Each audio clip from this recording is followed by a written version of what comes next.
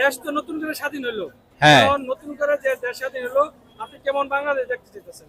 যাক, আলহামদুলিল্লাহ, আমরা দ্বিতীয়বারের মতো আবার স্বাধীনতা পেয়েছি। নিজের খুব মানে একেবারে ফুরফুরে লাগতেছে। মানে এতদিন যে দমবন্ধ একটা পরিবেশ ছিল, এখান থেকে আমরা আলহামদুলিল্লাহ মুক্ত হয়েছি। তবে দেশে যেই ধ্বংসযজ্ঞ এতদিন হয়েছে, আর নতুন করে নষ্ট হওয়ার কিছু নাই। দেশ একেবারে তলানিতে চলে গেছে। এখন আলহামদুলিল্লাহ, আল্লাহ যদি চায়, আমরা আবার আস্তে আস্তে করে নিজেদেরকে ডেভেলপ করব এবং সুখী সমৃদ্ধ একটা দেশ হিসাবে আমরা। নতুন সরকার কেমন চাইতেছেন? নতুন সরকার আর নতুন সরকার তো ইনশাআল্লাহ আলহামদুলিল্লাহ, যদি আল্লাহ রহম করে, এখন বাংলাদেশে পরীক্ষিত কিছু ভালো লোক আছে, এদেরকে নিয়ে একটা অন্তর্বর্তীকালীন সরকার গঠিত হবে আশা করি।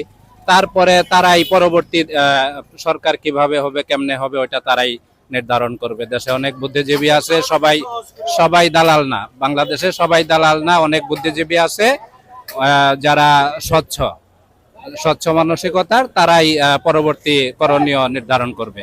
আমারও সেটাই চাওয়া যে পরীক্ষিত কিছু ভালো মানুষ দিয়ে দেশটা পরিচালিত হোক, এবং ভবিষ্যতে আমরা যারা নির্বাচিত করব, তখন আমরা যেন আবার এই ভুলটা না করি, যে মানুষকে দেখে শুনে বুঝে কিছু ভালো মানুষকে যেন আমরা নির্বাচিত করতে পারি। এই মানসিকতা আমাদের সবারই ধারণ করা উচিত।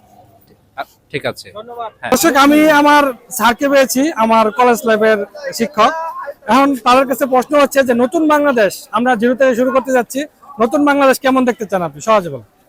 নতুন বাংলাদেশ, স্বাধীন বাংলাদেশ চাই।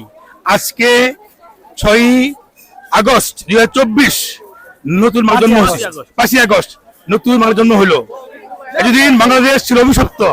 আমি মনে করি দীর্ঘ 16 বছর পর বাংলাদেশ তার স্বাধীন রূপ পেয়েছে।